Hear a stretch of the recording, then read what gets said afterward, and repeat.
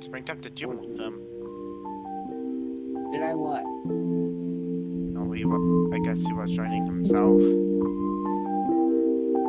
Plus everyone is mute.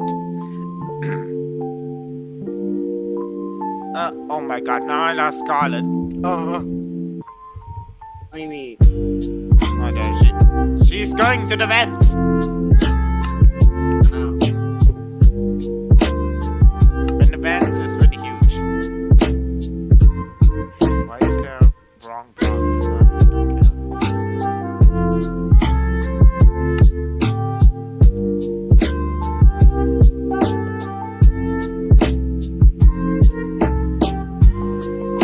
I don't understand why most of the people are mute. They are the chairs here. Oh yeah, there's nothing in the chairs.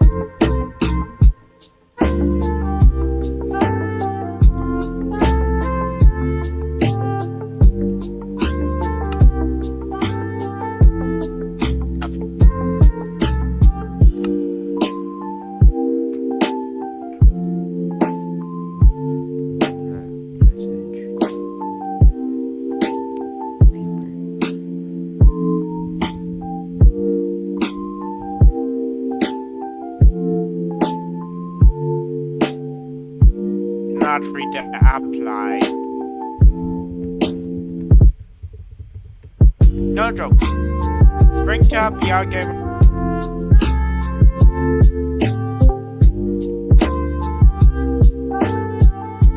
Oh, internet problem.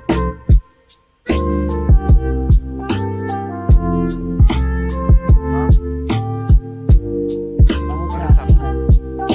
What is up?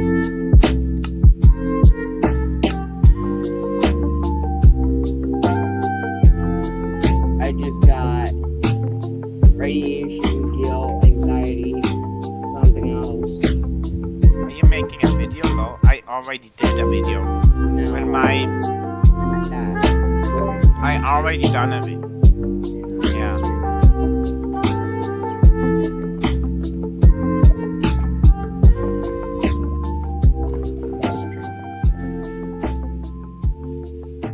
Oh, come on, not this again. There we go. Scarlet, I'm coming back.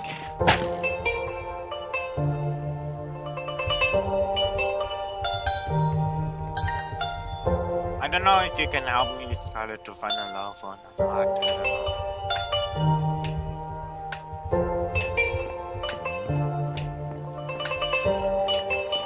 And I still don't understand why you did not read the page.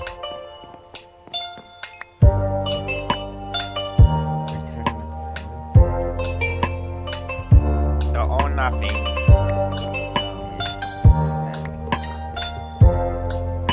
Why did you not read it?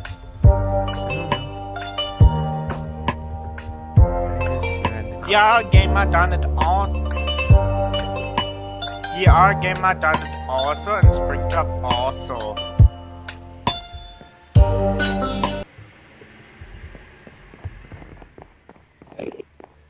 Why is there so much?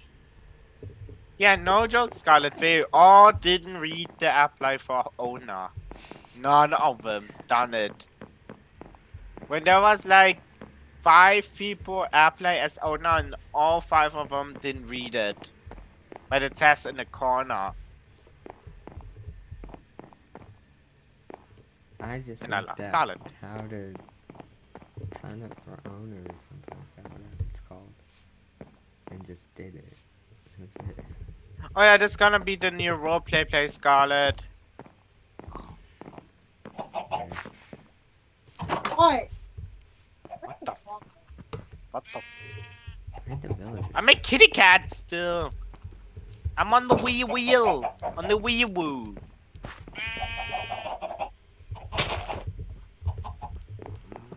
On the wee woo.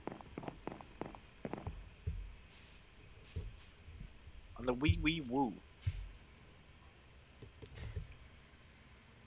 They're I slamming lost that. almost all my subscribers. Like right now, I'm at 1,000. That's it. No. Oh. No joke. No joke. Scarlet, Flaming is a person that is really shy to talk with girls. Can you believe that? And No. he's also just like your age. 20, I think. If you're still 20, I guess. It's kind of awkward. Defensive? Bruh.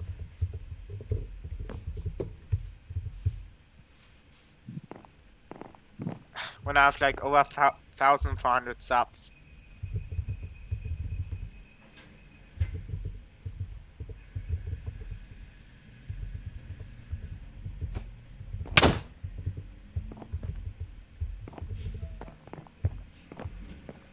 Ah. I'm gonna do an underwater adventure or something. But I remember that I just pay Howard Moody to kiss a person.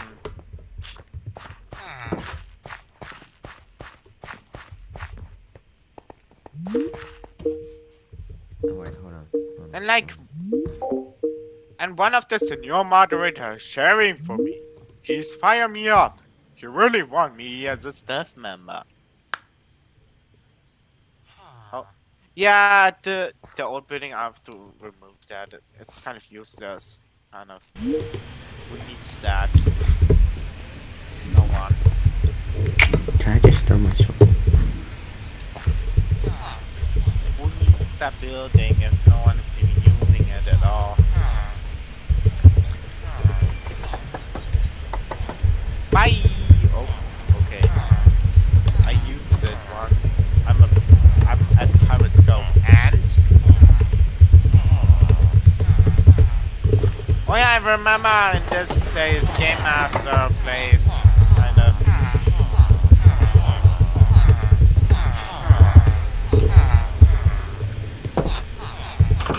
Really long time ago.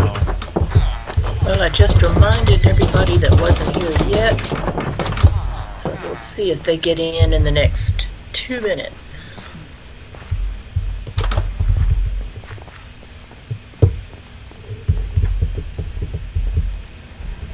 This is like Game Master's old way to his basement, kind of, but I just...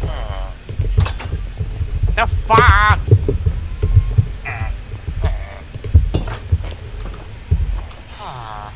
Thank Herobrian got in. And I'm so again the that's only good. one that is talking in the VC, huh?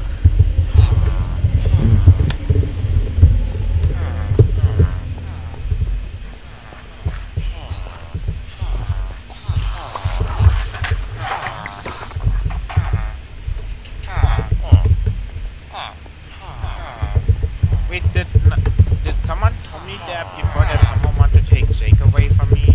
Also not like the plan of it. We're going to give it one more minute, guys, and then we're going to the assembly. They said to be there by 9:05. Flaming, this is right now, really? No joke, Flaming. Are you still in a kindergarten or why are you acting like this?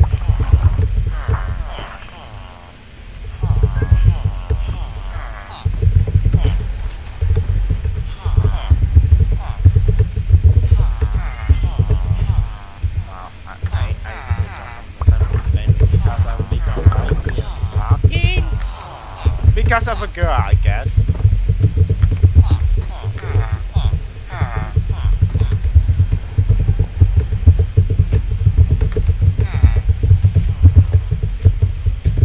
Scarlet is in Pirate Cove, and Flaming is still in Pennsylvania, Pirate Cove.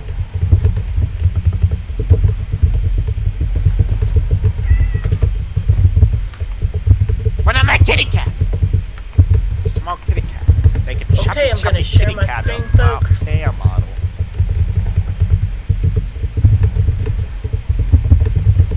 Hey, got it.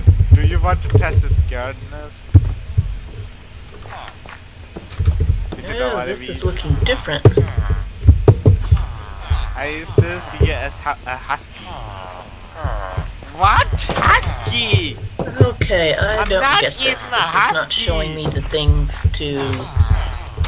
Danny, do you want to try sharing How your screen? defensive? Because I don't understand why I'm not being shown what I can share. I'm getting this bit about share content. It The one doesn't show person say anything. I'm a cat and the other person say I'm a It's, husky. You Miss both Port are a just cat. sent the link again.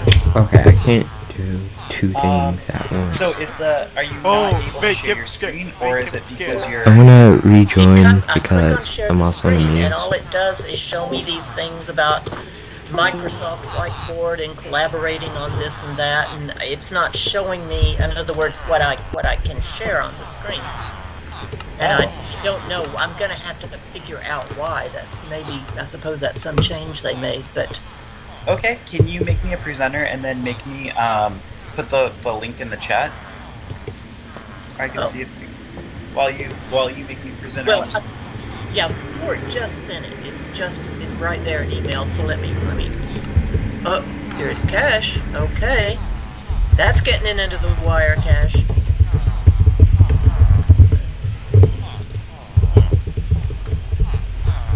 Huh. Can I present from Yeah, you're. while I don't know if I can. This looks like a meeting for Women's History. I don't know if I can be in both at the same time. It's. Can you hear? It's the assembly. She's already talking, but it won't let me share it, or I can't figure out what's different about sharing it. Let me try it again and see if there's any way.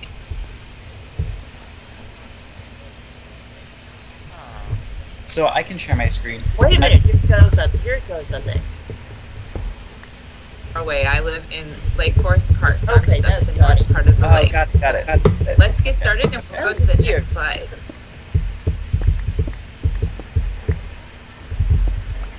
Well, I think it's very important to be curious. And I try to keep curiosity alive in my life now. But even especially when we're young, curiosity is what causes us to ask why, or how come. And it's in those questions that I started becoming fascinated with space. Next slide. So my parents were both educators, and in 1983, when this photo was taken, my parents, who both had a STEM background as well, so my mom had been a math teacher in high school, and my dad had been a middle school science teacher. They were talking about this woman who was going to be flying in space. And this woman happened to be Sally Ride, the first American astronaut to fly in space. And I emphasize American because 20 years prior, Valentina Tereshkova flew in space. But we weren't talking about her. It had already happened, and we were in a Cold War with Russia, so we weren't discussing that. But my parents were really excited to see this physicist from California who was going to fly in space. And so that excitement rubbed off on me as we went to museums and as I looked through National Geographic books and as I read and watched movies like the movie The Right Stuff. So if we hit it one more time. So when my teacher asked, what do you want to be when you grow up? Well, I made this paper mache doll of an astronaut because now it was possible for me to believe that a girl growing up in America could dream big enough to go to space. But I didn't only want to go to space. Again, I said my parents were both teachers, and so I was really interested in that profession as well. And I was growing up in Colorado along the front range of the Rocky Mountains, and they loom across our landscape, and they're really beautiful, and I love digging in those rocks and exploring there too. So all of these things were forming in the back of my head. As I went into middle school, next slide, I had a really influential teacher, Mr. Jordan. He's in that front row in the rust-colored jacket. Mr. Jordan was my science teacher, and he had this weird project where we brought in our food wastes and we put it into crock pots and we cooked it up and we smelled up the whole science wing. And eventually we would add yeast and we let things go for a while. We'd drain off liquids and we essentially made ethanol. So we went from food waste to a product lawnmower. And this project really interested me because we went from something that causes a problem, like we don't want lots of waste, to something that solves a problem. We need fuels to run things. And so Mr. Jordan asked if myself and another student, Terrence Garrett, if the two of us would go and present this project to teachers and students in another state. Like we were going to get to go on an airplane ride to California to share our experience. And I was so excited to do this. Of course, in this process, I saw the ability to become a scientist. And scientists, what do?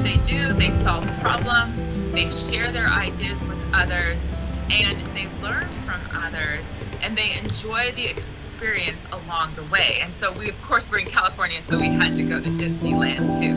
Next slide. Well, when I was in 8th grade, the next year, I had entered a writing contest, and I didn't win. I took second place, so I got a cool t-shirt. But my parents, once again, seeing that I was willing to work hard and put in the effort, decided to send me to Space Camp, which was the first prize, an all-expense-paid trip to Space Camp. So in April of 1990, when this photo was taken, I was down in Alabama at the Huntsville Space Camp. We were in missions. We got to sometimes be the astronauts, and other times we were the flight controllers behind the screens on the ground in Houston running things. Sometimes we were building rockets and launching them. We were so busy for that whole week. And additionally, we were learning about the Hubble Space Telescope, because in April of 1990, the vehicle Discovery was carrying Hubble to be released into orbit. You and I have seen so many incredible images from that telescope, but it wasn't in orbit yet. And so I was learning about this also at camp. So next slide. When I came home, I built this model of Discovery, the vehicle that carried Hubble into space, and I hung this model in my bedroom as a physical reminder that this is my big goal. One day, I want to be a part of the space program, whether I'm just a part of NASA, or if I even get to be that little orange person I've got painted out there, if I get to be the astronaut. That's what I want to be. But you can't just dream about something, you have to keep working towards it. So next slide. In high school, I continued to participate in numerous activities. I was a cross-country runner, track runner, swimmer. Here, I'm winning second place with my Science Olympiad team as we competed at state. And I enjoyed things like choir and just being active in our student body. So when I was leaving Whitman, I was trying to decide when I was leaving for Collins High School, I was trying to decide where I wanted to go to college. And that's what ultimately brought me to Washington State, is I went to Whitman College in Walla Walla, Washington. And at Whitman, my first year, I wasn't sure exactly what I wanted to study. I just knew that I wanted something in the STEM fields, and I thought math might be that field. But next slide. I took a course my first year of school, and it was Intro to Geology, and I fell in love. I loved the idea that you could be outdoors and go on all these different field trips and look at outcrops and rocks and formations and understand the past, but use the past to solve problems for the future. And so here in these photos, you see me doing my sophomore internship. And really that is summer, that summer outside of Yellowstone, where I'm with students across the United States from other small liberal arts schools. And we were mapping where the last big ice sheet had covered the Yellowstone area. And so one day we took this trip up to the summit point at Beartooth Butte. And then we turned our project, so down in the right-hand corner, we turned our research into publications. And here we were presenting at a poster seminar. So once again, just like when I was back in 7th grade and 8th grade sharing about that fuel project, here I was sharing with other geologists about the work that I had done as an undergraduate. Well, at the end of my 4 years at Whitman in 1997, when I was graduating, I had a plan. And my plan was that I would go from Whitman to 2 years in the Peace Corps teaching English as a second language. Then I would come back from those gap years and get my master's and PhD in geology. And then ultimately I thought that I would then apply to the Jet Propulsion Laboratory or some similar place like at NASA and work for them and then be able to apply to be an astronaut. That seemed like a really good plan. But as you and I know, a lot of times we're not in control of the full plan. And in fact, 2020 and 2021 has shown us that things can change really quickly, and we have to learn to adapt and be resilient during those adaptations. So what happened to me is that Kazakhstan, the country I was assigned to for the Peace Corps, pulled away from Russia right as I was supposed to be going to be a teacher. So as all my friends were heading off to graduate school or they were going to jobs, I was left without a job. I didn't have a graduate school lined up, and suddenly I found myself back in my parents' house wondering, what am I going to do? And then my parents reminded me that I was going to teach English, but I really wasn't an English major. That wasn't my specialty. Why don't I teach science in the United States? So next slide. I applied to Central Washington University to do my teaching certification, and that's exactly what I became. I became a high school teacher in a classroom in Vancouver, Washington, so down by Portland on the Columbia River.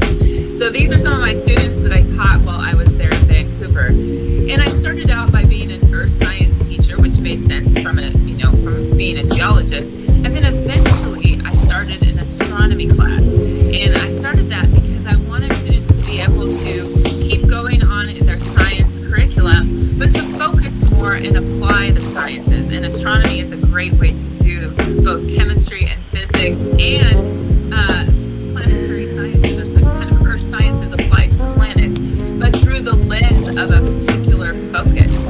So it's actually in one of these classes that a student was very curious, and that student asked, how do you go to the bathroom in space?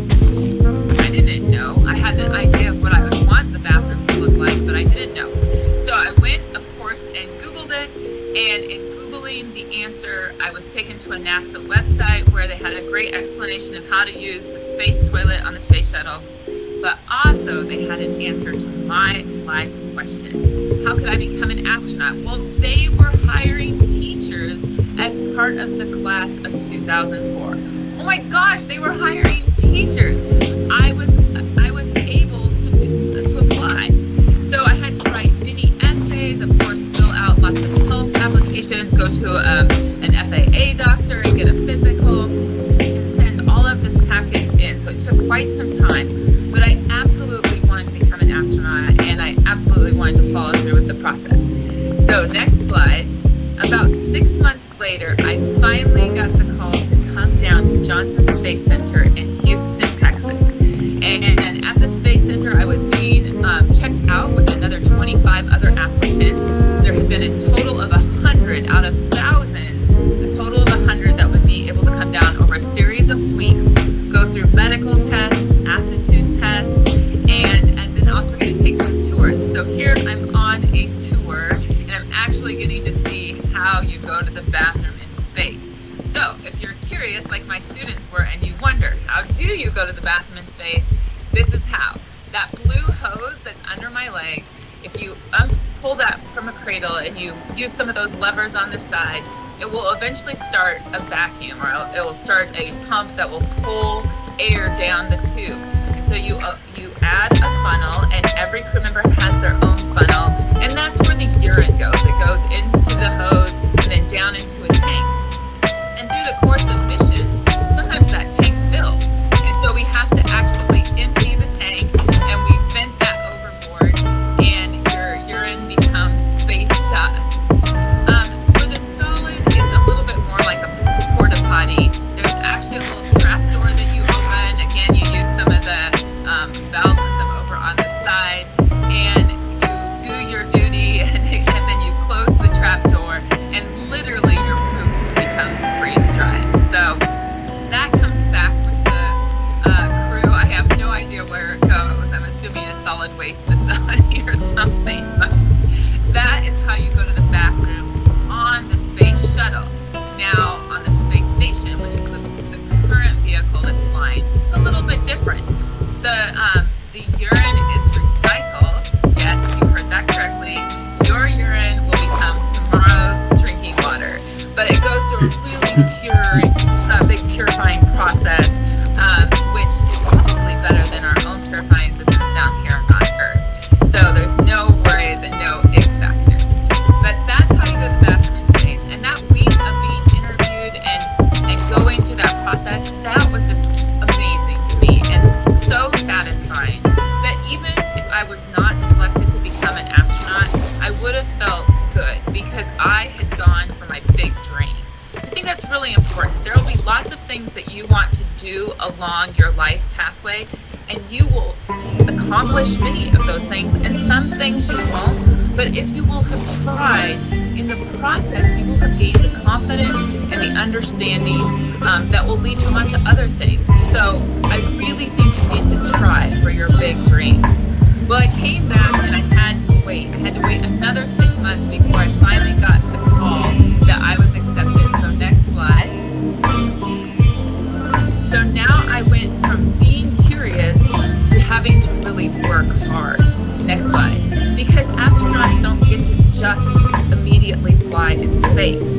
We have a year and a half to 2 years of being students, being astronaut students, or we call them astronaut candidates, and having to learn all about what it means to fly in space.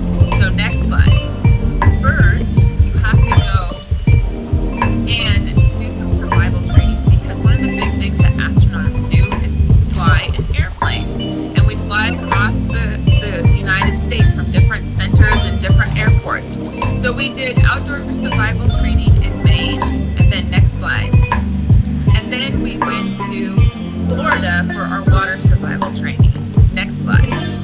This was my least favorite training because even though I was a high school swimmer, I did not like being strapped into this helicopter body, pulled down into the water, and having to wait until it stopped moving. That was really hard for me, and then escape. So we were supposed to do this 3 times. First time you were assigned, or you got to go out any door window. Second time you were assigned to a door window. The third time you had to do it with dark out glasses. I had to do it a 4th time because I was so excited to get out that I didn't wait for the helicopter to stop moving, which is an important safety factor. So I had to show one more time that I could do it. And I was able to, obviously. And it took all that teamwork and encouragement, but I made it through, and I realized, like, You just need to slow down, not try to escape too early, and then you'll be just fine. Next slide. Well, after all of this survival training, we were finally able to get into the plane. Now, we are not going to be a solo pilot. We're going to always have someone with us, the pilot in command, at least those of us that are mission specialists. But again, we didn't just jump right into a jet. Here you see that we got into a prop plane or a propelled plane. And so we go from a simulator, which you see on the left, to the plane on the right. And then next slide, we finally got to get into the T-38 jet. This jet is what is used for our military pilots before they get to fly cool things like F-18s and F-22s and what you see like in Top Gun. But the T-38 is a high-performance aircraft. It can fly faster than the speed of sound, and it can do all sorts of cool aerobatics. What we really use it for is for training in a real time, in a real threat situation. So risk mitigation, learning how to deal with stressful situations as a team. So like I said, there's always a pilot, and then you see me as the mission specialist. And any airplane vehicle is like a space vehicle.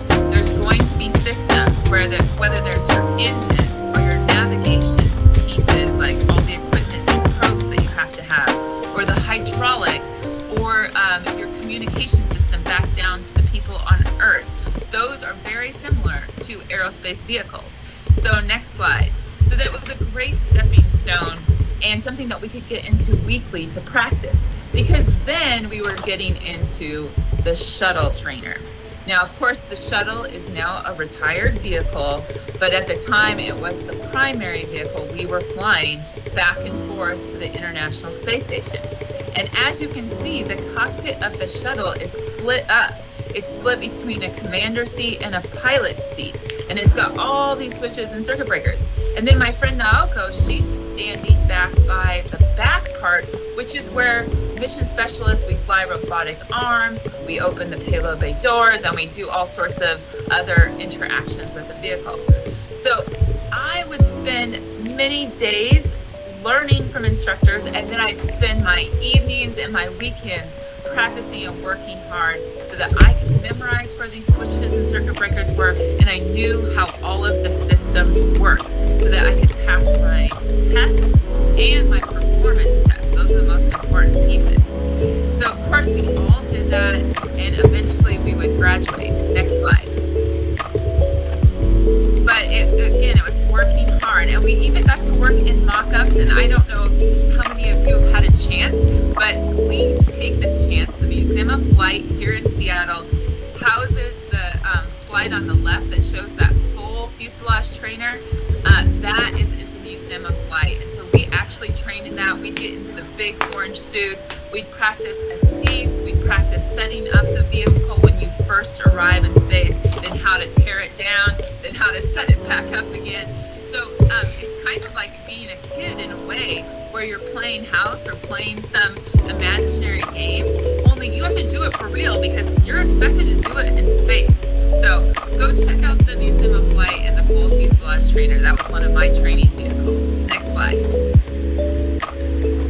Eventually, after graduation, then we get advanced training. So our advanced training, we do the robotic arm, and on the left, I'm using a virtual reality trainer. You can see my hands are on two controllers to fly an imaginary arm. But on the right picture, that's from me actually flying the arm in space. So it was very realistic training, and as you all know and are getting even better virtual reality equipment, and augmented reality, it's pretty awesome to be able to use that. We were already using that way back in the early 2000s for our space training. Next slide.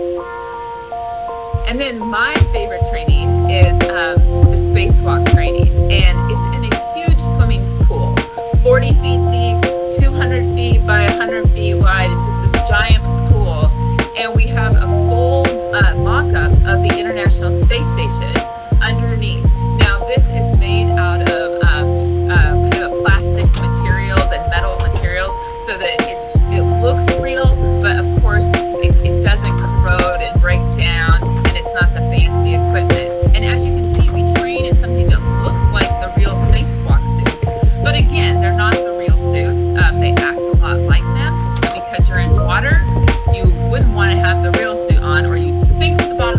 be like a little bug stuck on the bottom. So we have buoys in this. We have like floats, and then we also have weights so that we can go up and down the water column.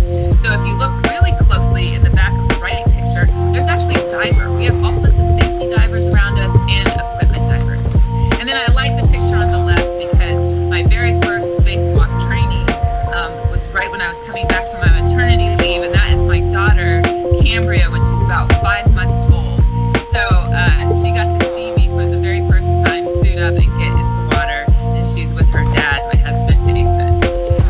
So finally, we finished all this incredible training, and yes, next slide.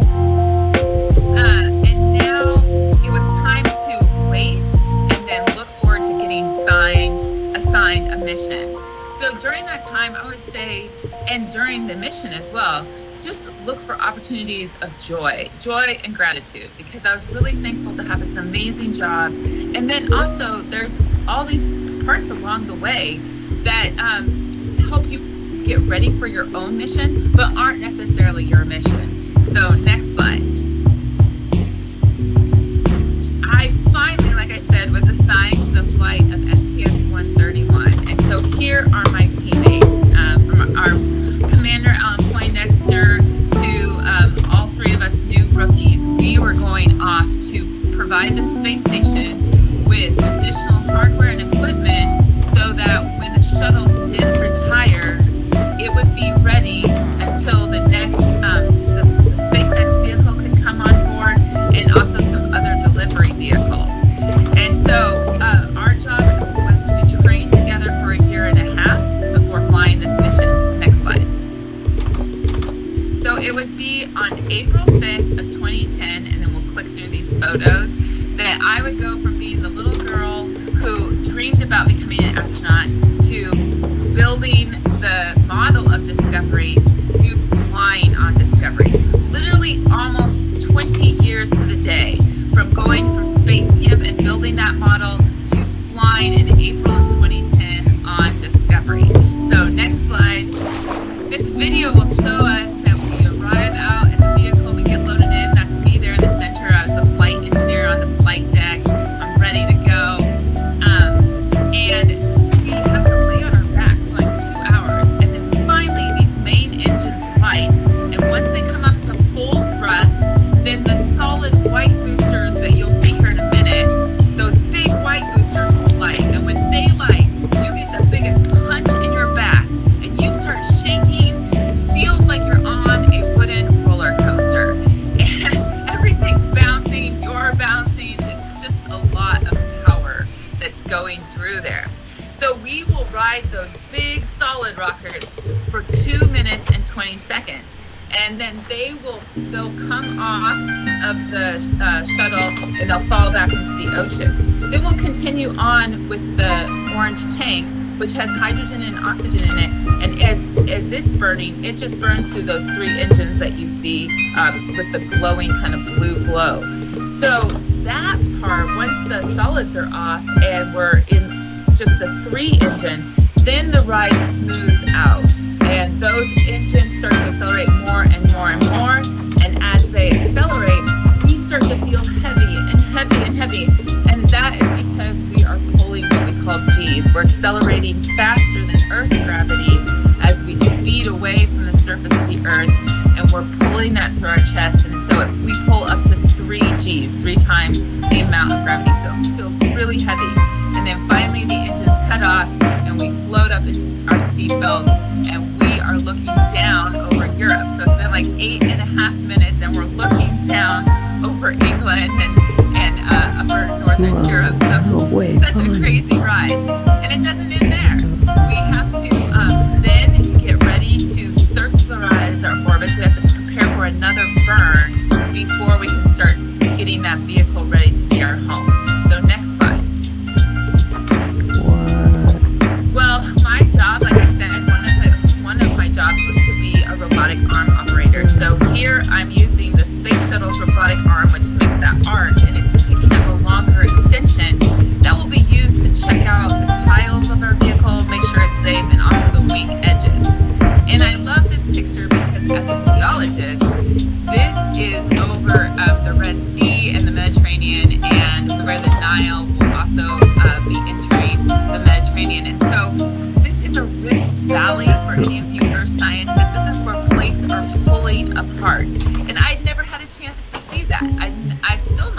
that part of the world. And so it's just really beautiful to see it from space. And the photo here doesn't quite do it justice of the colors, of the vibrant colors of the orangish brown desert against that vibrant blue. Just amazing all the time. Next slide. And then we were eventually, by day 3, we were ready to dock to the International Space Station. So the space station is above us and we're coming up underneath it, and our friend is taking a photo down on our vehicle. And there you can see that silver can in the back. That's actually like the U-Haul of equipment. That is full of 6 tons of things like science experiments, food, clothing, even a bedroom for an astronaut.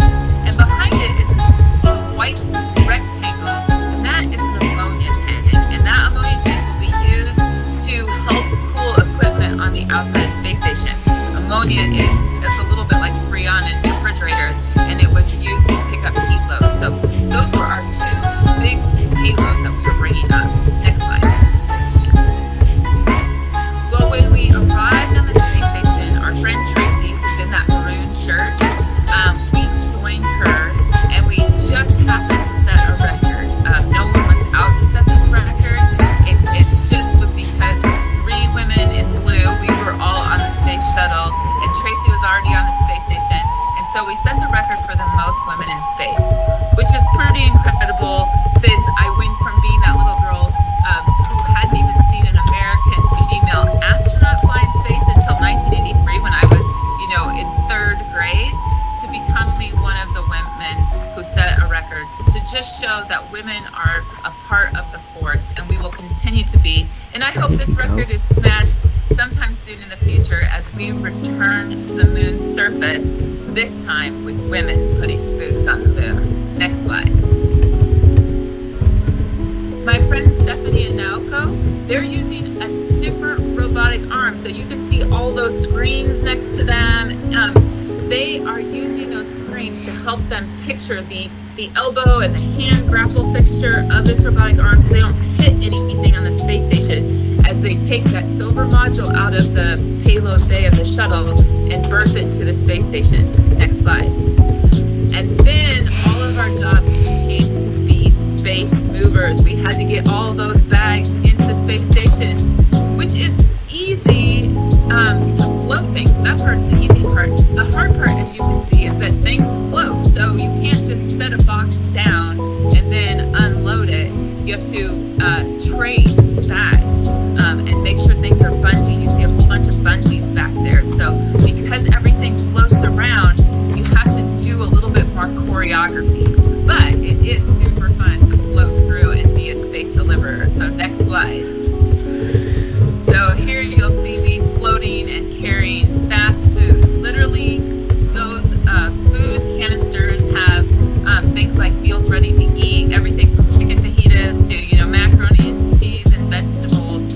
And I'm floating to the space station at 17,500 miles per hour. So really fast food. Next slide. We had a series of 3 spacewalks, and Rick and Clay were our spacewalkers, and I was their backup. I didn't ever get a chance to go outside, but my job was to know everything they were doing and then talk to them the whole time. So next slide. So we'd wake up early on those mornings. Jim would help get Rick and Clay into the suits and get all the pressure checks. Then I'd come along, I'd load up all their tools, make sure they had all their safety gear on, and then the 2 of us would put them into that white module behind us and shut that hatch door. And then we bleed out the air in the airlock, and then they can go out and do their spacewalk. So it's the beginning of a really long day for them. Next slide. And like I said, my job was to talk to them the whole time. So you can see I've got checklists of what they're doing. I've got camera views, I've got out the window views, and in my left hand I've even got the mics, which I use to talk both to them, and then I had another mic that I used to talk to Houston. So I was like the person in between everyone. I'm talking to Houston, I'm talking to my crew members, making sure everything is going right. And for the most part, everything did go as we planned, but there were some exceptions, and those exceptions changed parts of our mission and parts of our spacewalk. Those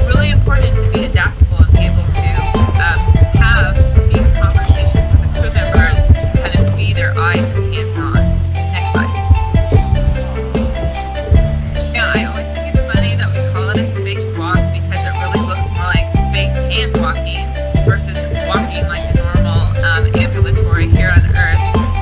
When you look at this picture, on the left you can see a line that's stretching to Rick, and that is his safety tether. As soon as he goes out the hatch, we immediately put a safety tether on and we lock it. And there's a whole series of safety checks that we do to make sure the astronaut can never float out into space and be lost. So that is always critical. But just like any line, or like it's like a human leash, it could get tangled. So Rick has to be aware of it at all times. Also, you can see he's got this payload on the side of him, and that's actually a grapple fixture for the robotic arm. So he has to be careful and not let that bang into the vehicle. There's a lot that he's thinking about as he maneuvers down the space station on those handrails. So that's why I'm also there to help relieve some of the things he has to think about and just kind of feed him information when it's important.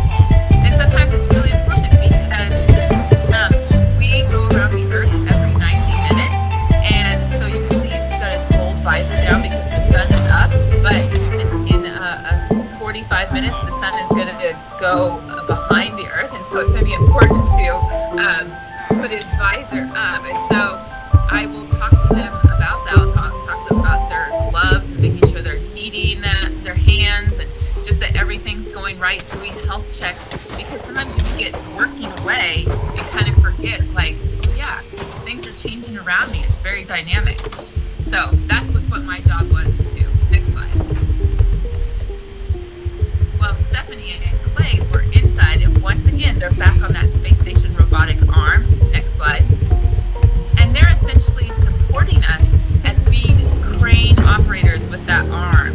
So if you look really careful down in the payload bay, that other robotic arm is right next to that box, and that is what they'll hand the ammonia tank over to, and then that arm will carry it away to a position where we'll put it in place.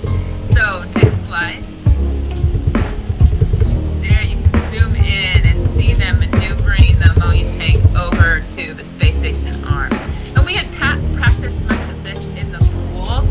So when it went, when we did it on orbit, we knew exactly what we were doing. You know, we had all the right camera views, but it was just pretty incredible to be watching it and be a part of this team.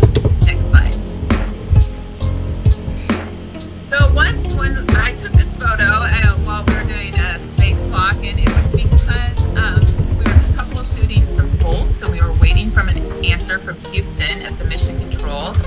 And as you can see, the sun is just getting ready to rise. And so I snapped this photo, and Rick and Clay are in the center of it. But that really thin atmosphere is what I really focused in on, because you and I fly on a spaceship, right? We are on spaceship Earth, and we have to take care of our spaceship just like astronauts take care of theirs. So I really like this photo for that reason. And then off to the left, really faint, is a crescent moon. And that is also a reminder to me that that's the next place we're going. We're returning back to the moon to stay for longer, not just to go and visit and collect rocks and come back, but to go and be able to set up a station and to study and to prepare for steps to Mars. So it's just pretty incredible if you think about it. We are our own spaceship. We are in charge of taking care of our Earth. Next slide. Well, when the crew members are done, we bring them back inside, we get them out of those suits, and then we go let them get food, because they've been outside with just a drink bag of water. So they're very hungry, they're tired from using their hand strength and all that mental strength, and so they're going to go take a break. Next slide. Some of our favorite pastimes are looking out the window,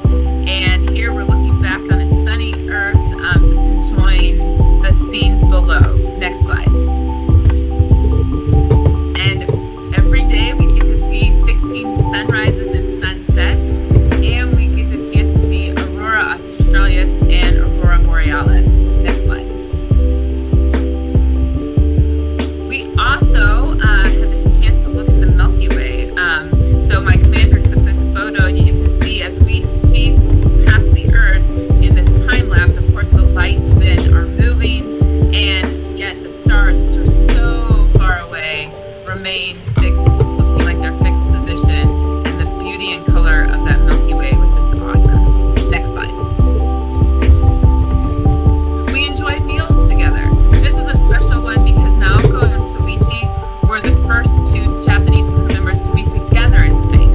So other Japanese crew members had flown in space, but never with another crewmate. And so Naoko and Soichi were fixing us space sushi, or more like space California rolls. There was no raw fish because we don't want any food poisoning, but it was just a really lovely evening. You know, it is truly an international space station. We've had hundreds of countries represented in research. We've had astronauts fly from 80 different countries, so it's just a really incredible place, and I'm honored to have been a part of that. Next slide. And we have to work out in space. That's very critical. So you see Sunny using a treadmill, and obviously she has that harness so that she's held down into the treadmill. This is really important to put a load on her legs, which put a load onto her spine and all of those bones. It's really important that we keep our bone strength so that we don't come back to Earth and have bones that are brittle or have lost the calcium that they need.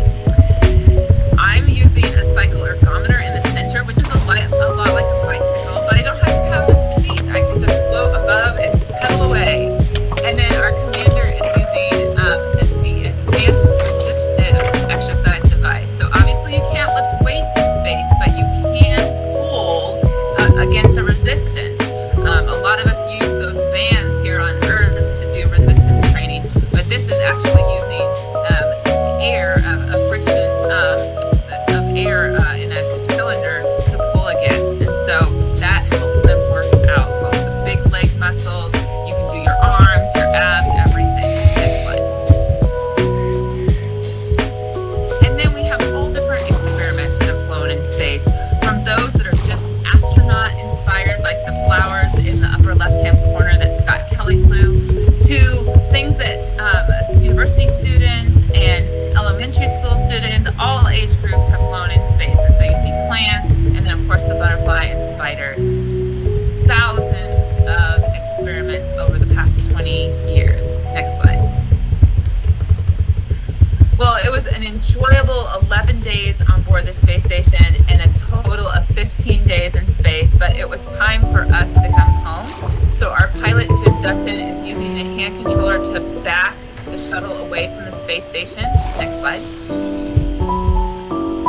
And then we actually do orbit around the space station to take photos of it and send them back to the engineers so that they can see how the hardware is behaving and just, you know, make sure everything's doing okay with the health of the space station.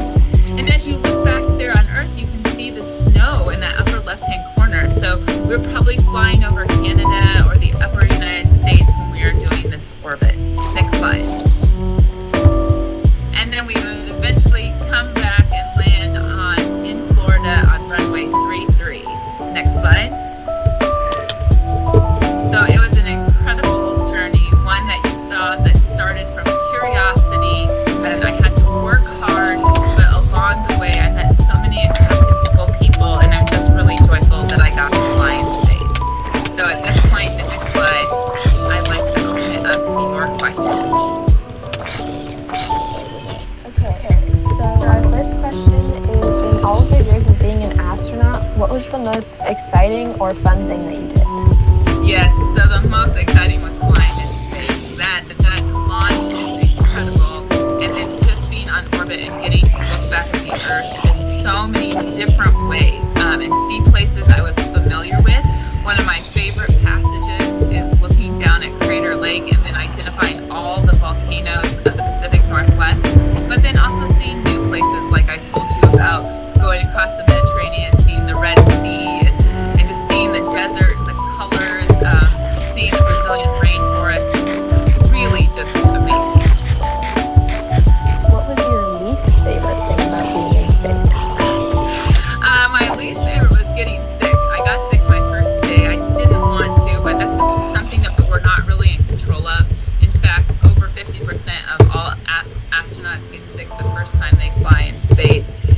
probably a response of our brain to a flight or fight mechanism. It's not because of motion sickness. That's not what we're experiencing. We're experiencing a different stimuli in our brain, because no longer is the velocity vector of your inner ear like these little otoliths that sink in a fluid. That's not working anymore. And so they think that there's this response of fight or flight, because your body's like, something's really wrong. I don't know what to do with it. So that was not enjoyable. I did not enjoy throwing up. But the cool part was I went to sleep that night, and then I felt great. I never felt sick again until I came back to Earth, and then I got sick when I returned to Earth too. So probably very similar type of response. Like my brain was probably like, what is going on? With all the disasters and accidents that happen in space, how do you keep calm and not panic? Yeah, well, we train really hard. You saw that even before we are assigned to a flight, we have to have graduated from that year and a half of school. And then most of us have trained for even longer. Like I wasn't even assigned until about 5 years in to my flight. So that's a lot of training, practicing, flying in those T-38s. The T-38 is great for helping you remain calm and think about what's immediately important. Of course, keeping the plane where it needs to be, then navigating to the place you're going to, and then letting people know that you're there. So all of those things are really important. So those are ways that we keep calm, and really it felt like the training, other than you can't train liftoff. So that was very exciting and something unexperienced until that moment. Are you still friends with everyone you went into space with, and did you ever get sick of each other? That's a great question too. So yes, we are still friends, and we write each other. In fact, every April we of course wish each other a happy launch anniversary. We tried to get together last year, but then of course the pandemic canceled our plans. But we were going to do a reunion of our crew because it was our 10th year after having flown in space together.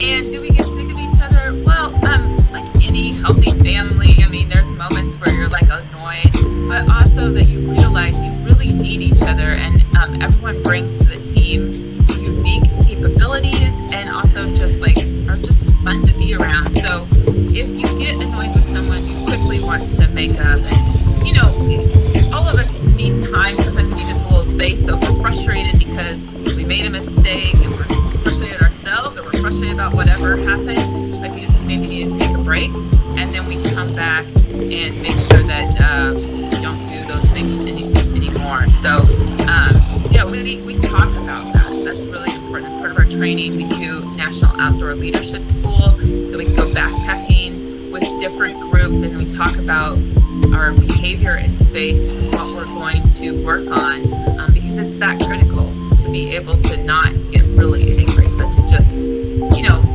understand that something's happened and then let it pass. What kind of health equipment was on board the spaceship with you? Yeah, awesome question. So, of course, we want to be able to take care of crew members if anything scary happens. So we would be able to intubate them. There's IVs, so we can keep breathing ways open. That's what intubation does. IVs help get fluids into people. We have all of those capabilities on orbit. Thankfully, we haven't ever had to use them. Thankfully, like, the biggest problems tend to be someone flying too fast and bumping ahead and, you know, getting a bit of a cut or something, or the dryness of the air and some of the things that are found on orbit sometimes give people like skin irritation. So sometimes you get rashes or things like that. So just having face creams, maybe occasional headache because of carbon dioxide or something else, you know, building up in a person. So of course Tylenol or any sort of like aspirin and stuff, that helps too. But we do have a big piece of equipment or lots of pieces of equipment that can take care of big things, but hopefully those never happen. Hopefully it's just these smaller things. Where did you sleep when you were in space? Yeah, that's an awesome question. So on the space shuttle, you can sleep wherever you want. You get a sleeping bag, but you have to tear it down every day. So I did make sure the very first night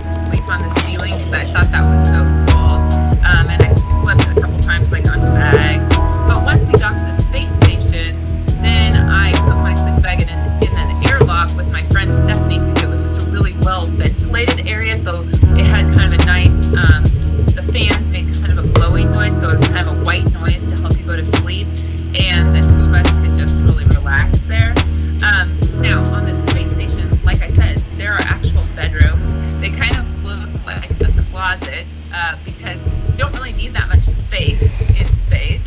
And you attach your sleeping bag to the wall, and then you close that door, and that gives you like the privacy that you need. And you have room for a computer and pictures that you can Velcro or stick up on the wall of your family, friends, etc. So it's kind of nice that the space station crew members have their own bedrooms. How did you take those pictures, and did you have your phone with you? Very cool question. So the photos are done on very fancy Nikon and Canon cameras, and so we get training on them because they're the SLRs are such good cameras nowadays. You can pretty much just touch the button lightly and it will do all the fancy stuff. But there's a couple of tricks that we learn along the way. So we do take photography classes, and nowadays, people don't bring phones. They're not useful that way, but we do use tablets, and tablets, of course, have cameras, and that's really helpful because if you're working on a piece of equipment, you can either take a little video or take quick photos. You don't need as many megabytes.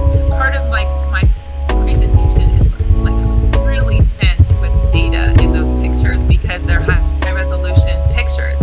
But for some things you don't. So we do use the tablet phone to share quick things like you're looking at equipment or you just want to snap something quick of somebody. Do spacewalkers feel the speed? Because orbiting the Earth in 90 minutes is really fast. They do not, because everything ends up being relative. So they can look down at Earth and understand that they are moving fast, but most of the time they don't do that. And people have said that that's because, it can make you feel a little weird. Sometimes some people say it might make them feel afraid of the height or just the depth perception. Eventually they'll look back at Earth once they're into a ways and feeling confident about maneuvering around the space station. But they don't feel the speed. It's all relative. This is why when we're also inside, we are floating is essentially the free fall that you kind of feel in an elevator if it drops fast, or that you feel when you crest the top of a roller coaster and you start to drop, you feel that lift up. It's that all the time. We're always constantly in this free fall. So they don't feel that. They can just observe that we are moving fast if they were just trying to fix on one place on Earth. Do you know how many times you orbited the Earth while you were in space? I do not, but it's, I think, in my Wikipedia. I never have it memorized. Did it feel weird coming back to Earth after you were done being in space? It certainly does, because, again, you've been in this free fall, so we call it zero gravity, but it's not. Gravity never turns off. Gravity is with anything that has a mass, even just one atom. So we've been in this free fall. It's made us feel weightless. We've been floating around, and then suddenly we're coming back into feeling Earth's gravity, and it makes you feel really heavy. In fact, I woke up the first night that I was back. I was sleeping on my bed, and I woke up kind of in a panic for a second because I felt so heavy. I felt like I was stuck to my bed, and I couldn't understand why I would be stuck to my bed. And then I woke up, and then I was like, oh, it's a dream. Oh, I just feel heavy. I just returned to Earth. So, I could rationalize it. But, that first, we're coming down into Earth's gravity. Before we touch down on the shuttle, we pull 2 Gs. And 2 Gs is much less than the 3 Gs that we pulled on ascent, but it feels incredibly heavy. Once again, it's just in the relationship to what we had just been experiencing. All right, and then our last question is, do you feel there's one book or series which could capture your experiences in space? Such a great question. I can't think of just one book, but there's a couple of astronaut books that I really like. I've always really admired Leland Melvin. He interviewed me. He's a former football star as well as a scientist and engineer. So Leland's book is very accessible. I also like Mike Massimino's. He's a really funny astronaut, and he kind of puts things into perspective. I of course love the biography of Sally Ride. I think it really shows what she accomplished as being America's first woman. So I would recommend those, as well as I've read several astronaut biographies and autobiographies, because I think each of us has these different perspectives. We came from different walks of life. We were born at different decades, and so we just have these different perspectives. I'm really interested as we watch the SpaceX this summer. We're going to see an all tourist, no astronauts trained, all tourist flight. What is their perspective going to be? So I'm just, always interested. Again, it's that curiosity. I just want to thank all of you. It's been great. The questions were fantastic. Thanks so much for having me today. I hope that you always remain curious, that you're willing to put in the hard work for your big dreams, and then be joyful along the way. It's quite the ride. Thank you so much. Take care.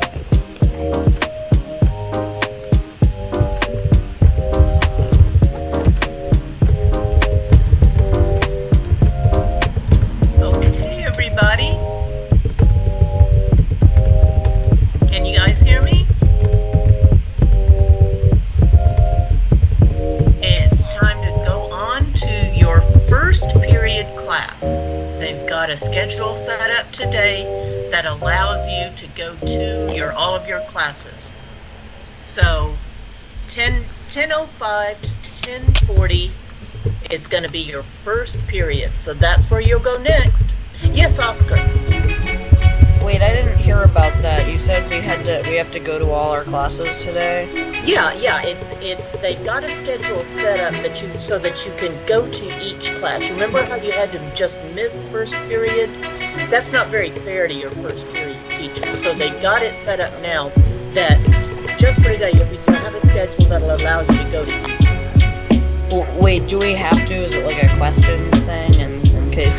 Well, if you're, you usually do what that class has set up. Like some classes only if they've called you in, but other classes might have you come for sure. It's whatever your teachers have set up. Okay. Okay. Okay, first period, folks.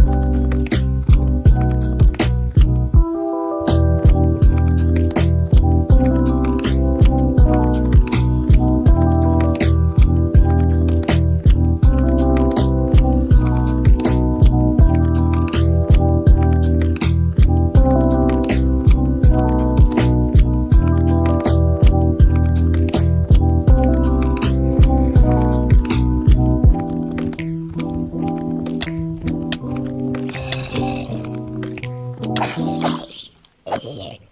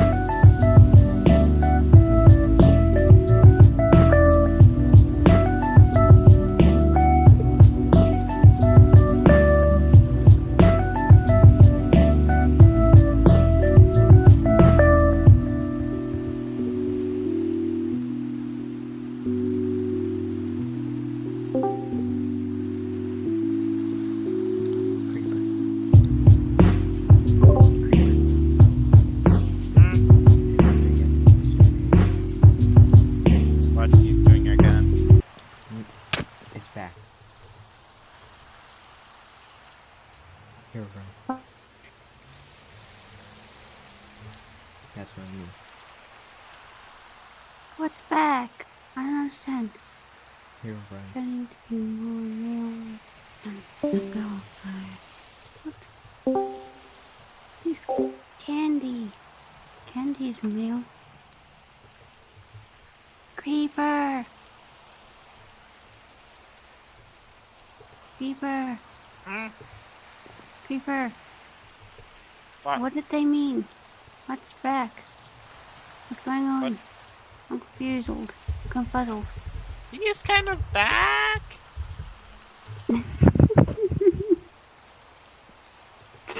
Afraid I don't even know what you're trying to say. Yeah, what is about him?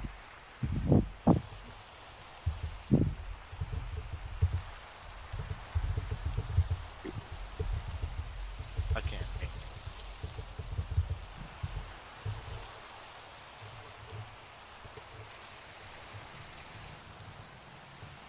We're talking about Herobrian.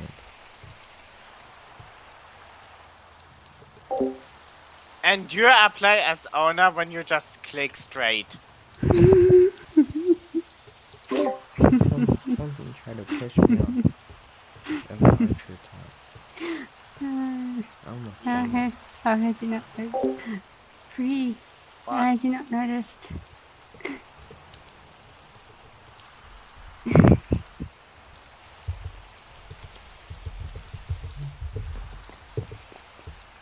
Okay, that guy's sus. What the heck He's sus. did you drop? Why are you dropping cyan? Look at the signs, I guess. Is that what you say?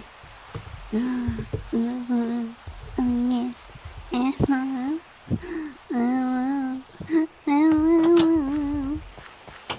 Did you really just go front and back? Front and back, front and back, front and back. We You really just- have to go. Great. Great. Oh, I gotta. Oh, okay.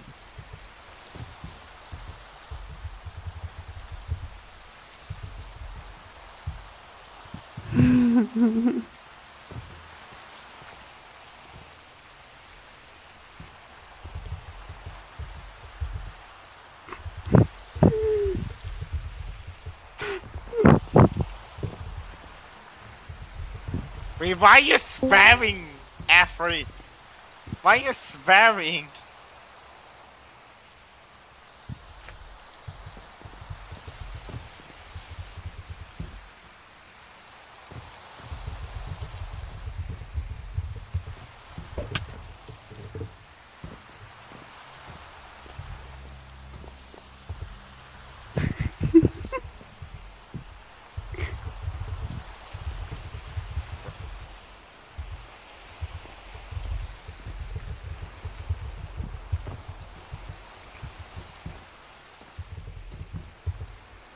God, that is so creepy.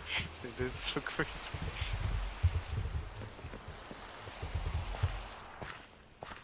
Scarlet, Hmm? do you see it? How creepy it is?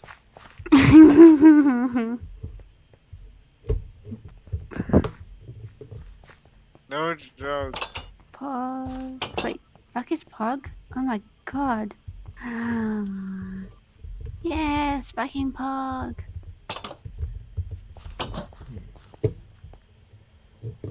Why is Wolfie here? Wolfie? Oh shit. I'm taking a screenshot of that. Wait, why is she here? We got a wolf bay.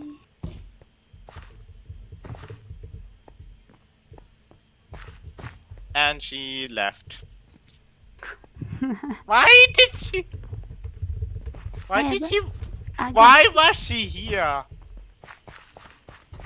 Hold on.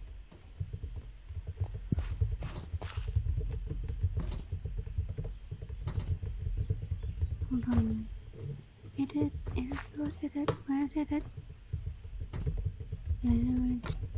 Why was she here? Why was Wolfie here? Maybe she got some. Oh. I thought about all the dicks. Scarlet!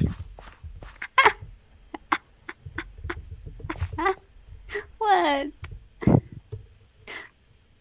You know, I'm just joking around.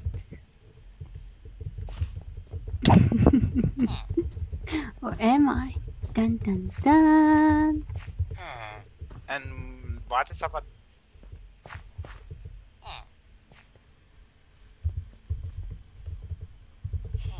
Ooh, is that what you're talking about? Yeah, after I need a new loved one because I need to adopt you all. By the way, what is with you and not saying ooh? You're a furry, goddammit. Furry say ooh, don't they?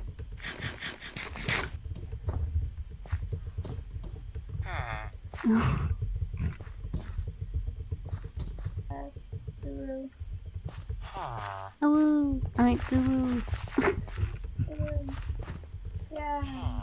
Ooh. Oh, creeper. Huh? Direct view. Okay, anyway. Oh no. Oh no. You can do it. Oh, hey Tails.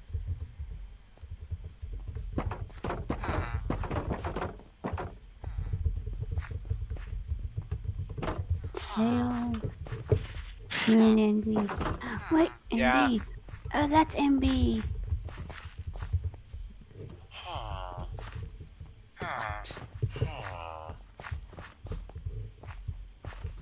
I need a new loved one. I don't know who can help me with it actually. Do you Your really Ranger need Herobrian one? to appear. What? Herobrian. So, and why did you apply as owner when it says in the corner boyfriend or girlfriend? Would you explain me that? I don't know why. I don't know why.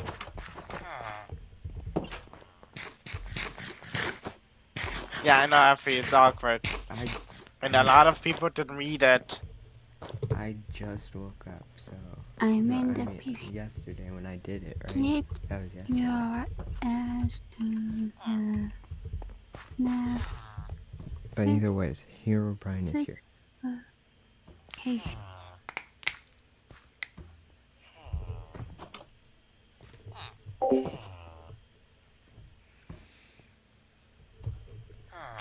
Why did you say that, Scarlet? Just why? Why the fuck not?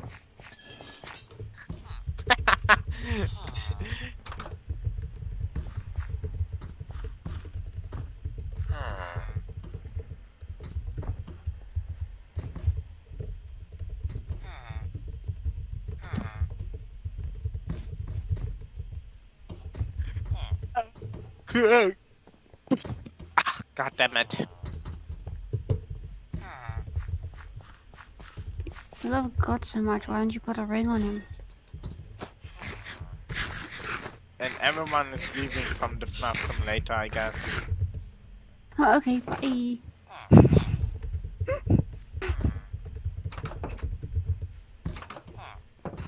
Alright, but who can find me a person for me? That's the question.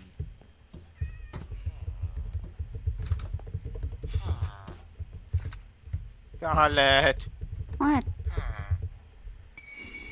you know What? that you brought me with someone together, but the question is now with who now? Don't ask me. Scarlet! What? Who can help me now? I don't know. I don't want to be single, my interior. I could think of something. But do you really want to do it? Wait, with who? Scarlet? Mary, no. Scarlet? What? Which person?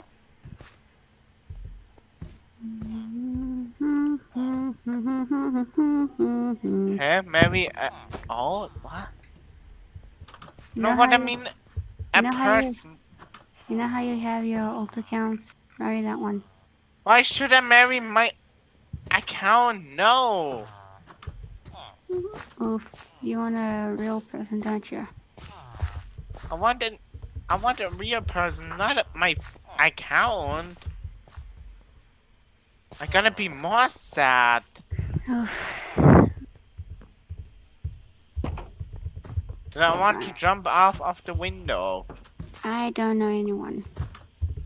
We could try someone else that you hate very much. No. Perfect says move on a different path. Okay. This is what and first I cannot even get Jake back. I wasn't talking about Drake. I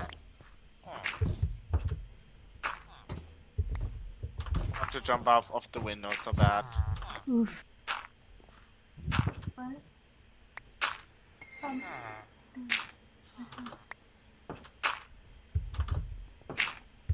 What is that, Furry?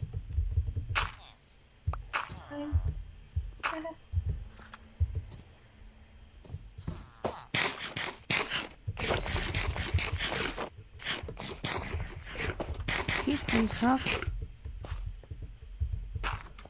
She's not even older than you. She's younger. She's the youngest person in the VC. Oof. Well, as long as she's at the age where she can have Afri is people. the first youngest person, so she's really the youngest person. Then it's coming to Tails, I think. Yeah, Tails.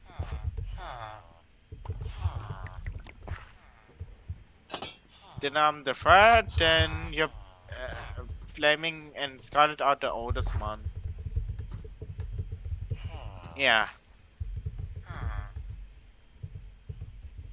Tails is also okay. I don't know with the month, so I don't know who will turning first 14.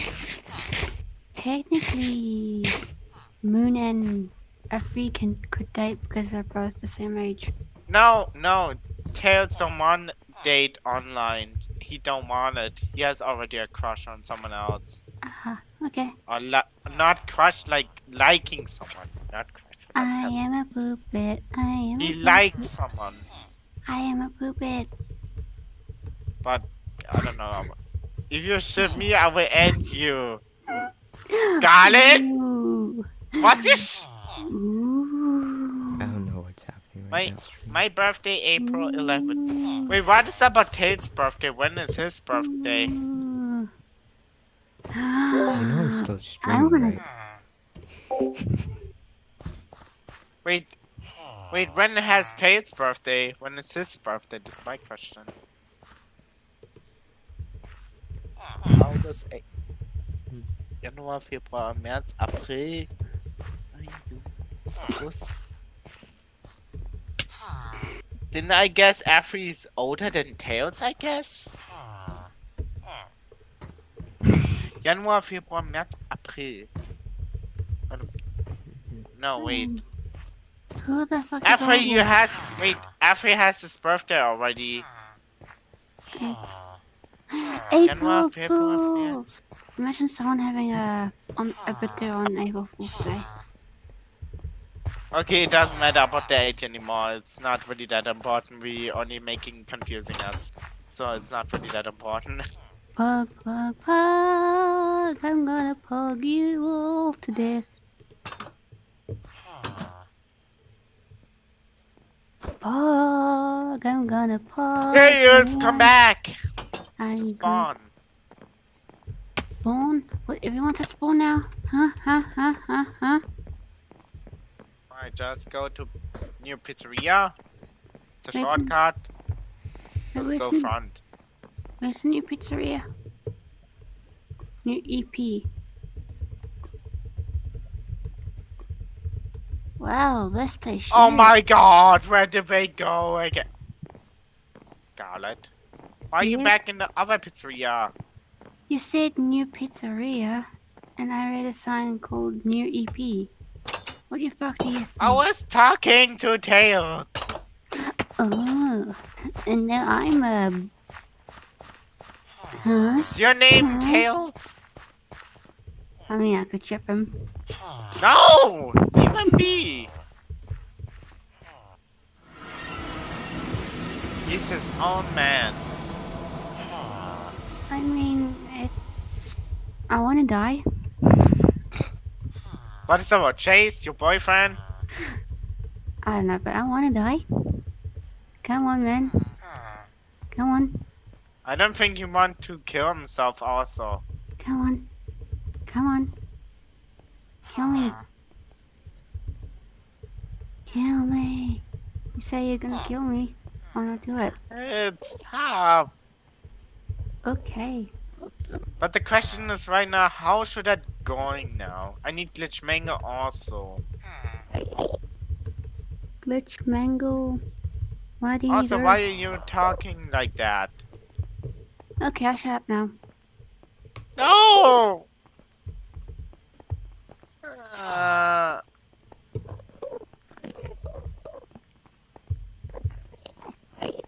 Why does my hate is so bad?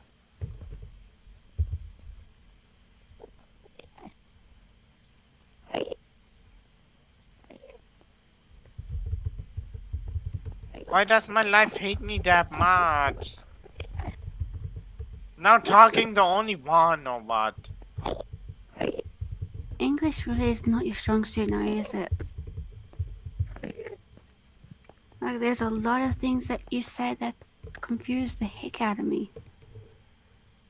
Okay, I but barely how should that understood go? what he said, so. Guys, freaking. What, are you Russian too? Wait, are you German? Huh? Are you No! Tates doesn't live in Germany! Russia? Oh, British. Oi, lad. Oh. Okay. That's So the terrible. question is now, how should that going now?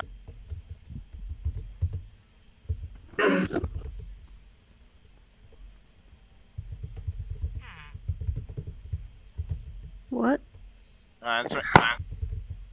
No answering.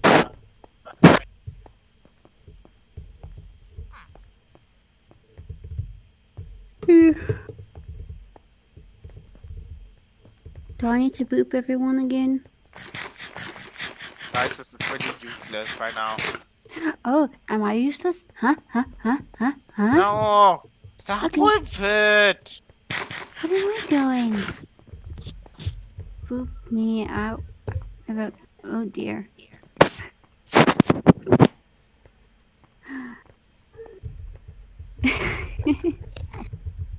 No! Flaming is kissing now the wall. So perfect. Make a screenshot. Hey, Afri!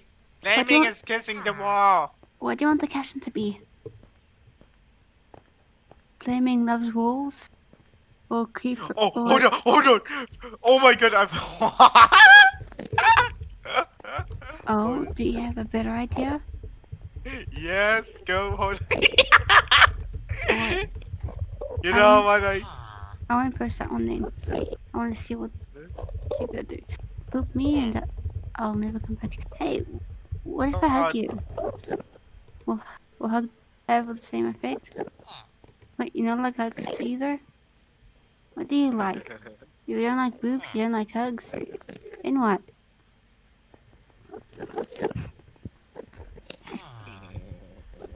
Ouch!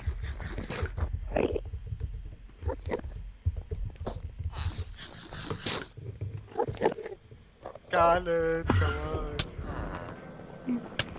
Oh my god. Okay, I'll just do a new sound. Hold on. Oof.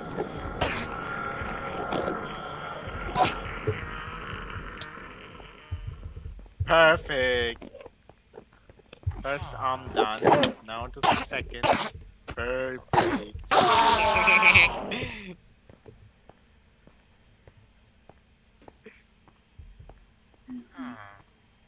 God, are you kidding me right now?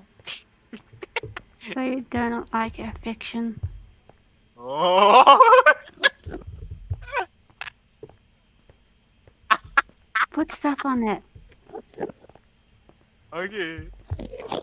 Let's do. Right now, I need a hat. Head of the enemies? That sounds good. Yep. I'm gonna ooh away. Oh yes! Hold on. Hold on. Hold on. He's back.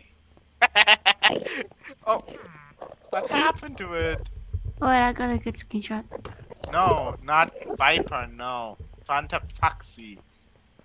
What's And Viper? some. Phantom? What's This was not even. It was a Keeper. random. Creeper? What? Creeper. What is Viper? Phantom Foxy at some point. I don't even know anymore if he's still Fanta Foxy. I didn't saw him for a long time. Okay, so what do you want the caption What to I be? know is that it's supposed to be not Viper. It I was know what- normal animatronics. I know what I could put in there. I know I can put in a caption. Did that you even have the screenshot? I have the screenshot. I just need a caption. Like what? Phantom Foxy fucks some Shadow? Gay ship. Shipping! Okay. Or is that what you want? Alright. I'll put that as a caption. Lol. Oh, la, la, la, la, la, la. Oh.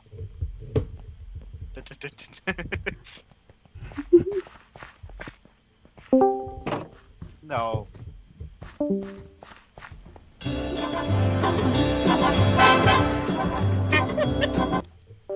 I'm gonna put flame into Shadow. No.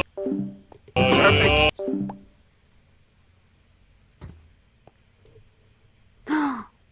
Oh, Creeper, did you put language thingy on there?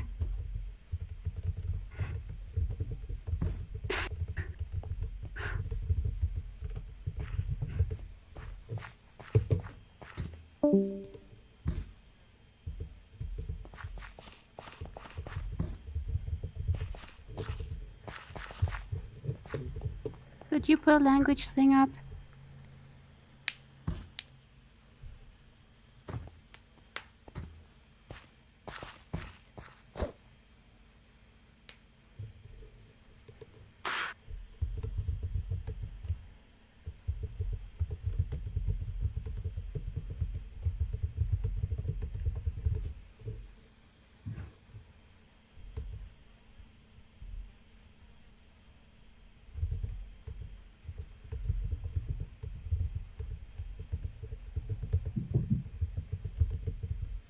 Daddy?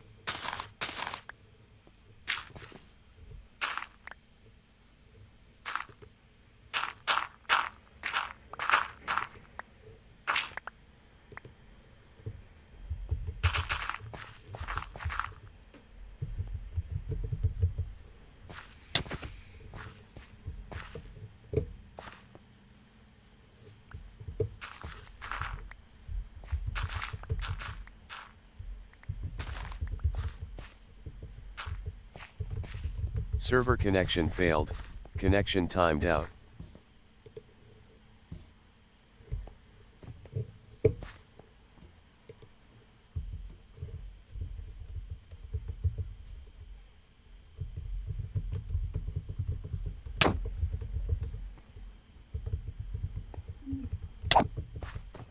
Hmm?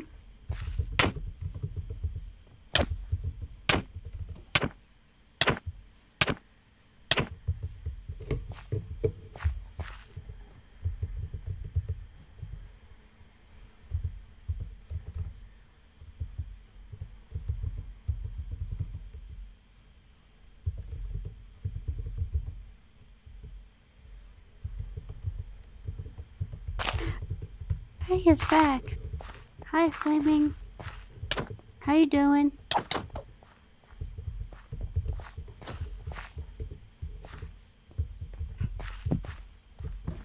Creeper did it.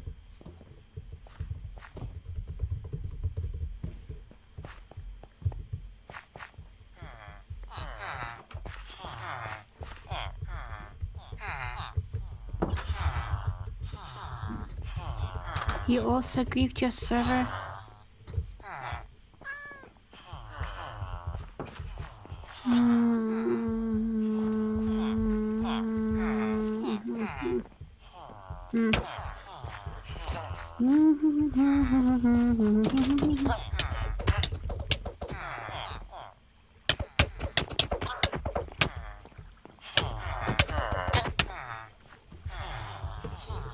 Why not make a new server?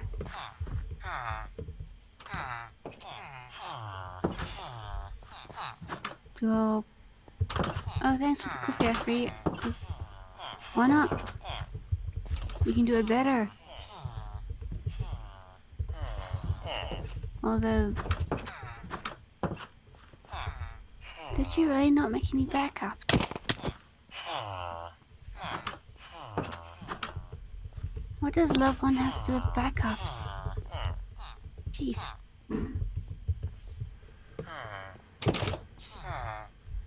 What?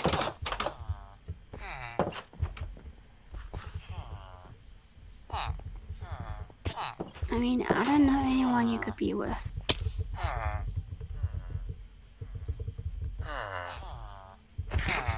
Oh, it's okay. I'll leave this. I'll leave the VC then. You guys can talk in private.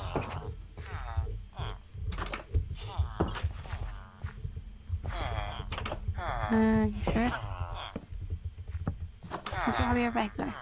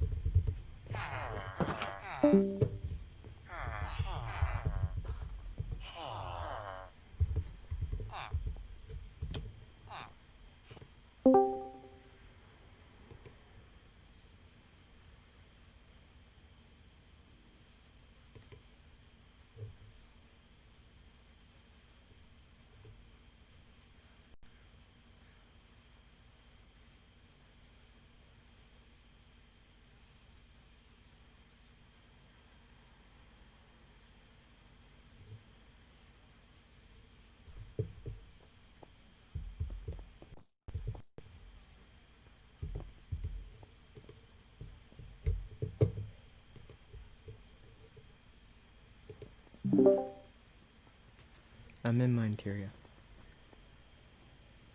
Oh my god, Afri! No joke, I feel complete watch from everyone. I cannot even talk for Flaming alone or what. Oh, Afri, oh. I saw you for a second! Afri! Since we're in a VC, Despawn is a mother freaking asshole. He's a baby too. He needs to be babied. I have extra. What the fuck? What the fuck are you doing, Flaming? Afri, stop. Ooh. I want to talk with Flaming alone. Oh, I get it. Afri, I saw you. Yeah, on the flip side, bitch.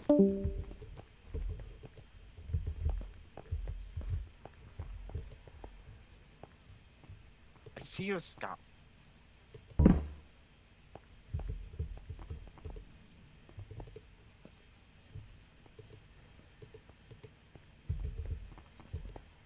I see you, Afri! Where are you? I'm so lost. Alright. I hear. Okay, I don't have to see Afri, I can just hear the footstep. Really that simple. I see her running. Flaming, but I feel violated.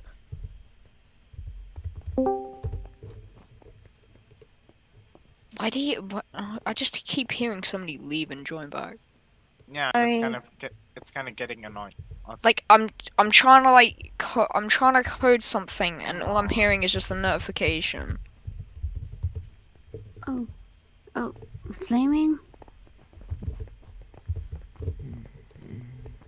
Flaming. Where are you guys? Flaming. Afri, I see you running. Flaming. Are you at spawn? No. Was it because of the AST thing?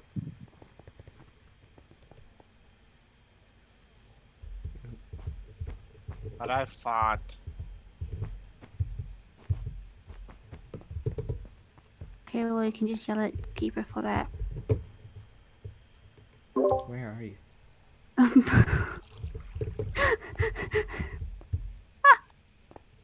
Afri, I saw you again. I see the infect. Afri, no joke, get out.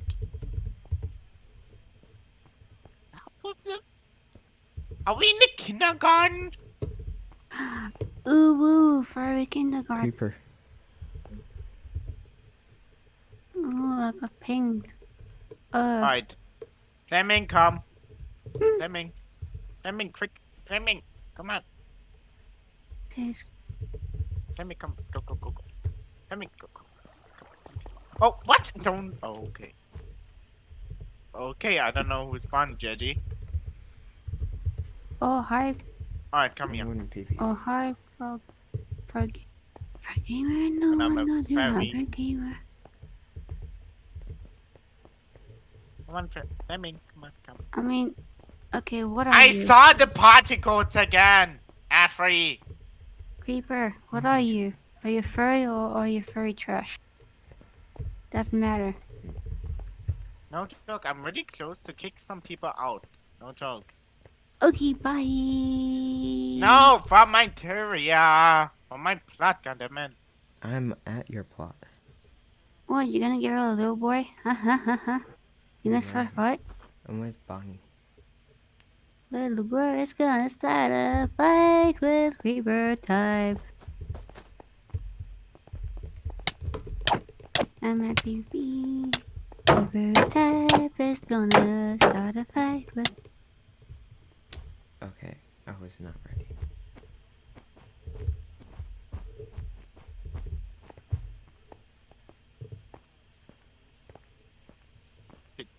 I hear. Don't worry. Fleming. Where did Bonnie go? Okay, I hear footstep. Afri, get out. Okay, I have to do it little bit smaller. But don't worry, it's getting bigger. How come I'm a Come on, guest Fleming. at your plot? Yeah. Come on, Fleming.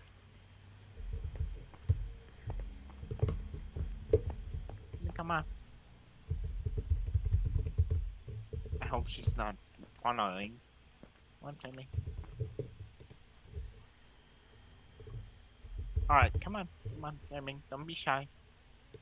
Come on. Right, come on. Fleming, come on. Right.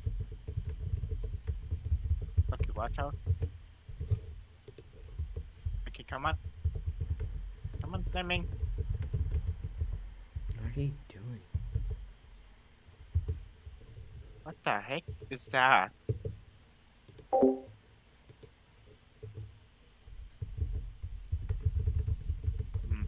Okay, it's weird. Weird. Oh.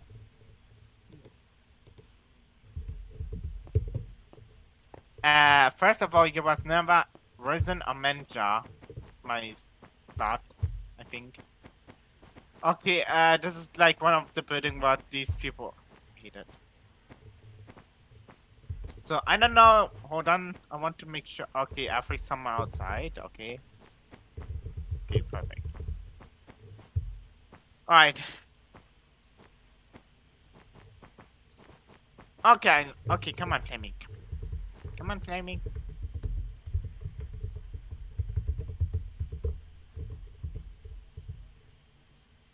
It should be like. What is the wood thing? What the heck is that? Oh, perfect. Come on. Little Broly is gonna start a fight with Creeper Tide. What? And then chase after Moon HB. Okay. And then they're gonna show affection. Yeah, just take your time, Jamie.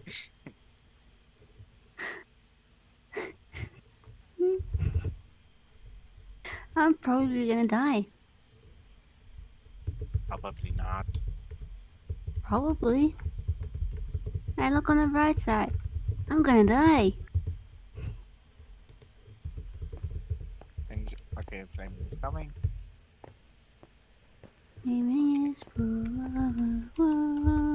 Alright, let's give me the potion effect. Alright, okay, sadly the potion doesn't work at all. Sad. Nigeria, I hate you. Okay.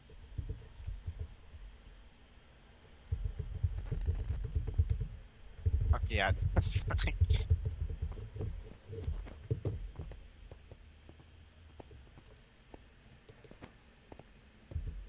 What the? Lucky that I checked it.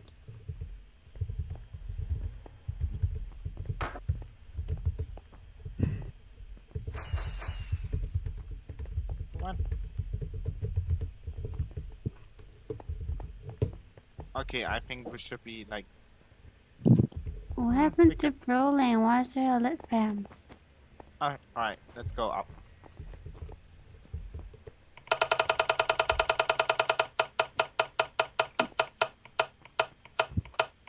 Hey, who wants to hear me sing about exotic butters? Butter, so sweet exotic butters. My honey bunny. Okay, I don't understand why the chairs are like this. The chairs are exotic butters and they Probably this one did something again. This one is a nice piece of shit that everybody takes when they go. Can I not even talk with him in private? Oh. Yes, go ahead, talk to him. Okay, come on. Wait, what? Alright. Alright. Okay, yeah, I agree with free. Alright. Let me talk. Where the heck are all of you? Hmm? Hmm? Hmm? Hmm? Hmm? Hmm? Nice. Oh, cheers. What? Cheers look normal to me. Unless...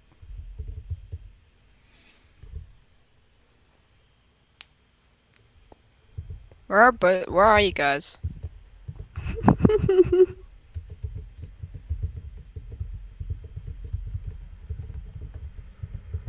I mean...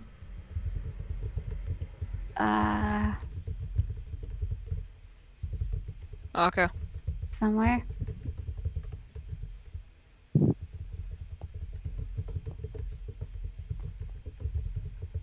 course. Dun, dun, dun, dun, dun, dun, dun. I am having the best time of my life.